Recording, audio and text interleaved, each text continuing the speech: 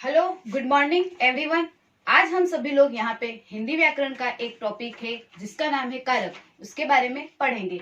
सबसे पहले हम कारक की परिभाषा की ओर ध्यान देंगे कि संज्ञा व सर्वनाम का वह रूप है जिसके द्वारा उसका सीधा संबंध किससे होता है, क्रिया से जाना जाता है। किस किस का? एक तो संज्ञा। संज्ञा किसे कहते हैं वो आपको पता है, किसी व्यक्ति, वस्तु, स्थान, प्राणी या भाव के नाम को संज्ञा कहते हैं। सर्वनाम किसे कहते हैं वो भी आपको पता होना चाहिए। तो इन दोनों का सीधा संबंध किससे होता है? क्रिया से। और क्रिया क्या होती है? जो व्यक्ति कार्य कर रहा होता है उसे बोलते हैं क्रिया। मतलब कर रहा है, वो कुछ कर रहा है, पढ़ रहा है, लिख रहा है, रो रहा है, खा रहा है, ये सभी क्रिया होती है। तो इसे हम बोलेंगे कारक। जैसे एग्जाम्पल मैंने यहाँ पे लिखा है, सीता ने पत्र लिखा, ये एक अपना उदाहरण है। तो इसमें जो सीता होगी वो तो क्या होगी? संज्ञा। किसी का नाम आ रहा है और उसने क्या लिखा? पत्र को लिखा। तो पत्र एक प्रकार की क्या है? तो क्रिया है। इसी कारण इसे हम बोलेंगे कारक। उसी प्रकार कारक के भेद, कारक के टोटल 8 भेद माने गए हैं, जिसको हम बारी बारी से एक एक विभक्ति चिन्ह के द्वारा समझते जाएंगे। जैसे कारक फर्स्ट है, कारक में कर्ता कारक, कर्म कारक, करण कारक, संप्रदान, अपादान, संबंध, अधिकरण और संबोधन। इसकी भी विभक्ति चिन्ह होती है। विभक्ति चिन्ह के बिना हम कारक को नहीं पढ़ सकते। जैसे कर्ता कारक की विभक्ति चिन्ह ने, कर्म की को, करण का से, संप्रदान का के लिए, अपादान का से पर अलग होने के अर्थ में, संबंध का के की, अधिकरण का में पे पर और संबोधन का है ओ अरे। ये है पूरे कारक के 8 भेद, कारक की विभक्ति चिन्ह और सभी की एक एक परिभाषा और एक एक उदाहरण के माध्यम से हम इन्हें पढ़ते जाएंगे। इसे हम इस तरीके से भी याद कर सकते हैं, कर्ता ने, कर्म को, करण से, संप्रदान के लिए, अपादान से, संबंध का के की, अधिकरण में पे पर, संबोधन हे ओ अरे। अब हम एक एक भेद को लेते हुए उसकी परिभाषा और उसके उदाहरण को समझते जाएंगे। सबसे पहले मैं आप लोगों को कर्ता कारक की डेफिनेशन के बारे में बताऊंगी कि कर्ता कारक किसे कहते हैं। संज्ञा या सर्वनाम का वह रूप जिसके द्वारा कार्य के करने वाले का बोध होता है। समझे ना आप? किस किस के? एक तो संज्ञा या सर्वनाम। अब मैं बार बार आपको ये नहीं बताऊंगी कि संज्ञा क्या होता है, सर्वनाम क्या होता है, ये आपको पहले से पता होना चाहिए। जिसके द्वारा कार्य के करने वाले का बोध होता है उसे हम बोलते हैं कर्ता कारक। यह यदि क्रिया सकर्मक हो। अब मैंने आप लोगों को पहले वाले वीडियो में बताया था कि सकर्मक क्रिया और अकर्मक क्रिया किसे कहते हैं।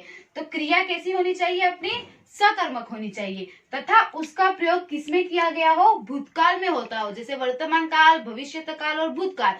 पर इसके अंदर जो सेंटेंस होता है वो हमेशा किसमें होगा? भूतकाल के अंतर्गत ही होगा। जैसे हम एग्जाम्पल के माध्यम से समझेंगे, अर्जुन ने कर्ण को मारा, ये आपका एग्जाम्पल है। ठीक है, तो अर्जुन तो एक लड़के का नाम, व्यक्ति का नाम है, जो हुई संज्ञा। ठीक है, उसने किसको मारा? कर्ण को मारा। अब सकर्मक क्रिया में क्या डेफिनेशन थी अपनी?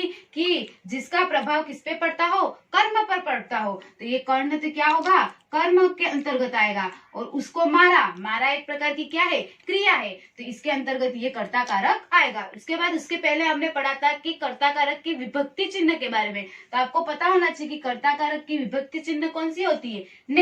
ने होती है ना, कर्ता ने। तो अर्जुन ने कर्ण को मारा, तो ये होगा भूतकाल का सेंटेंस है ना। मारा, मारा किसमें हुआ? भूतकाल के सेंटेंस में हुआ। इस कारण से ये होगा आपका कर्ता कारक। उसी प्रकार सेकंड डेफिनेशन पढ़ेंगे हम, कर्म कारक। कर्ता ने कर्म को, इसके अंतर्गत होगा को। ठीक है ना। तो क्रिया के कार्य का फल जिस पर पड़ता है उसे हम कहेंगे कर्म कारक। ठीक है, तो क्रिया के कार्य का फल जिस पे पड़ता है। अब देखो हम एग्जाम्पल के माध्यम से समझेंगे। मोहन ने सांप को मारा। ठीक है, मोहन ने किसे मारा? सांप को मारा, है ना। तो मोहन तो संज्ञा हुई, मारना क्रिया हुई, और प्रभाव किस पे पड़ा? मोहन ने सांप को मारा, मोहन को तो कुछ नहीं हुआ, पर प्रभाव किस पे पड़ा? सांप को पड़ा ना। तो सांप को प्रभाव पड़ने के कारण यहाँ पे होगा कर्म कारक। उसी प्रकार हम थर्ड पढ़ेंगे, करण कारक, है ना। करण कारक की विभक्ति चिन्ह होती है से। संज्ञा या सर्वनाम के जिस रूप से क्रिया के साधन का बोध होता है, अर्थात जिसकी सहायता से कार्य संपन्न होता है। ठीक है ना, हम जिसकी सहायता से कार्य को संपन्न करते हैं वो आता है करण कारक के अंतर्गत। जैसे एग्जाम्पल के माध्यम से आप देखोगे, सुधा कलम से लिखती है। अब सुधा तो एक लड़की का नाम जो संज्ञा के अंतर्गत आ गई, पर वो किससे लिख रही है? कलम से लिख रही है ना। तो कलम से लिखना एक प्रकार के किसी की सहायता से लिख रही है वो। तो कलम से लिखना वो एक उसकी सहायता है, क्योंकि कलम के बिना वो नहीं लिख पाती है। इस कारण से यहाँ होगा सुधा कलम से लिखती है, तो होगा आपका करण कारक। उसके बाद दूसरा भी आप देख सकते हो कि बालक होता है, एक बालक, वो किससे खेल रहा है, गेंद से खेलता है, तो ये गेंद होगा, वो क्या होगा, ये एक प्रकार की उसकी सहायता का वो पात्र होगा, गेंद है ना, तो वो गेंद से खेलना है, इसलिए गेंद होगी तो ही बालक खेल पाएगा, वरना वो गेंद से नहीं खेल पाएगा। तो ये होगा आपका करण कारक। ये था आपका कर्ता कारक, इसके बाद कर्म कारक और करण कारक, तीनों के अंदर कुछ न कुछ डेफिनेशन है जो आपको अलग बताई गई है। नेक्स्ट हम पढ़ेंगे 4 नंबर का संप्रदान कारक, जिसका अर्थ होता है देना। संप्रदान का अर्थ होता है देना, अर्थात कर्ता जिसके लिए कुछ कार्य करता है अथवा जिसे कुछ देता है, उसे व्यक्त करने वाले रूप को ही हम कहते हैं संप्रदान कारक। ठीक है, समझे ना आप, कि किसी को कुछ देना, जैसे कर्ता कार्य करने वाला व्यक्ति किसी को, सामने वालों को कुछ भी वस्तु देता है, तो इस कारण से वहां पे आता है संप्रदान कारक। जैसे एग्जाम्पल में देख सकते हो आप, गुरु जी को फल दो, तो गुरु जी तो क्या हुए, कर्ता हुए, और गुरु जी को क्या देने की बात कर, गुरु जी मतलब फल देने की बात चल रही, गुरु जी किसी को क्या दे रहे, फल दे रहे हैं ना, तो फल देना यहाँ पे क्या होगा, कर्ता कारक के, संप्रदान कारक के अंतर्गत आएगा। उसी प्रकार नेक्स्ट हम पढ़ेंगे अपादान कारक। संज्ञा के जिस रूप से एक वस्तु का दूसरी वस्तु से अलग होना पाया जाए, उसे अपादान कारक कहते हैं। जैसे हमने करण कारक पढ़ा था, उसके अंदर भी से विभक्ति चिन्ह थी, और अपादान कारक पढ़ा, उसके अंदर भी से विभक्ति चिन्ह थी। करण कारक में पढ़ा था हमने, उसमें पढ़ा था हमने कि बच्चा गेंद से खेलता है, तो बच्चा और गेंद दोनों का संबंध पाया गया था, इसके कारण वहां पे करण कारक था। पर यहाँ पे जो अपादान कारक है, उसके अंदर जो से है, से बताया है, वो आपको अलग होने के अर्थ में बताया है। जैसे एग्जाम्पल से आप देख सकते हो, वृक्ष से पत्ते गिर रहे हैं, तो वृक्ष से क्या गिर रहे हैं, पत्ते गिर रहे हैं, तो वृक्ष और पत्ता दोनों क्या हो चुका है, अलग हो चुका है, इस कारण से अपादान कारक। आपको करण कारक और अपादान कारक दोनों की डेफिनेशन पे कुछ ज्यादा ध्यान देना होगा। उसी प्रकार लास्ट वाला 6 नंबर का है संबंध कारक। उसके अंतर्गत आएगा शब्द के जिस रूप से एक वस्तु का दूसरी वस्तु से संबंध हो। अब एक वस्तु का संबंध दूसरी वस्तु से होना चाहिए, वहां पे होगा संबंध कारक। जैसे यह कमला की गाय है, तो यहाँ पे कमला और गाय दोनों का क्या बता रहे, संबंध बता रहे, क्योंकि गाय किसकी है, कमला की है, इसी कारण वह उसका पुत्र है, तो बाप और बेटे दोनों का क्या बता रहे, संबंध बता रहे, जिस कारण से यहाँ संप्रदान कारक होगा। ये था संप्रदान कारक, ये था अपादान कारक, और ये है संबंध कारक। नेक्स्ट अब हम पढ़ेंगे 7 नंबर का है अधिकरण कारक।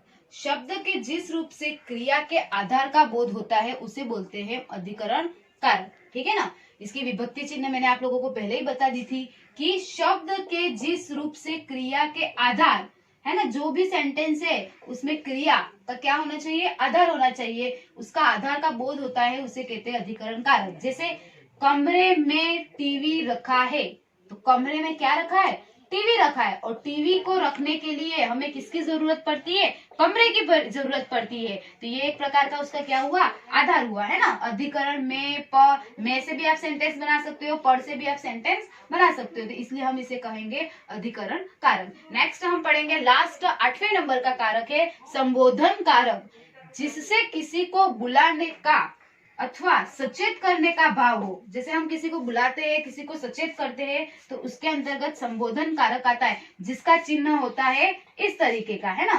तो इस उदाहरण के माध्यम से देखेंगे, जैसे बुलाया, हे गोपाल यहाँ आओ, तो जो गोपाल है किसी व्यक्ति का नाम है ना, बुलाने का भाव है, वहां पे कौन सा कारक चिन्ह लगेगा, संबोधन कारक चिन्ह लगता है। जैसे अरे भैया कहाँ जा रहे हो, तो ये भी एक प्रकार से यहाँ पे भी कौन सा चिन्ह लगा, संबोधन कारक। किसी को बुलाना, किसी को पूछना, वो सारी चिन्ह किसके अंदर आएगा, संबोधन कारक के अंदर। ये था आज का हमारा टॉपिक कारक, जिसमें सबसे पहले हमने कारक की परिभाषा पढ़ी, कारक के 8 भेद को पढ़ा, और 8 भेदों के डेफिनेशन को पढ़ा, और 8 भेदों के डेफिनेशन के उदाहरण को भी अच्छे से समझा। आप चाहो तो इस एग्जाम्पल को याद करने की जरूरत नहीं है, अपने हिसाब से भी अलग अलग एग्जाम्पल विभक्ति चिन्ह के माध्यम से भी आप बना सकते हो। यहाँ पे ही अपना ये टॉपिक समाप्त होता है, और साथ ही में छोटी क्लास में आपको डेफिनेशन याद करने की जरूरत होती है, और सिर्फ विभक्ति चिन्ह का चार्ट भी याद कर लो तो काफी होगा। पर 10th क्लास वाले बच्चों के लिए जब आप कारक, कर्ता, कारक, काल और वाच्य ये तीनों चीज पढ़ोगे तब जाके आपका 3 नंबर का एक क्वेश्चन आएगा कि इसमें से कारक को छाटिए, इसमें से काल को छाटिए और इसमें से वाच्य को छाटिए, है ना। और बाकी क्लासों के लिए आप डेफिनेशन और एग्जाम्पल आसानी से याद कर सकते हो। यहाँ ही मैं समाप्त करती हूँ आज के इस टॉपिक को। Thank you.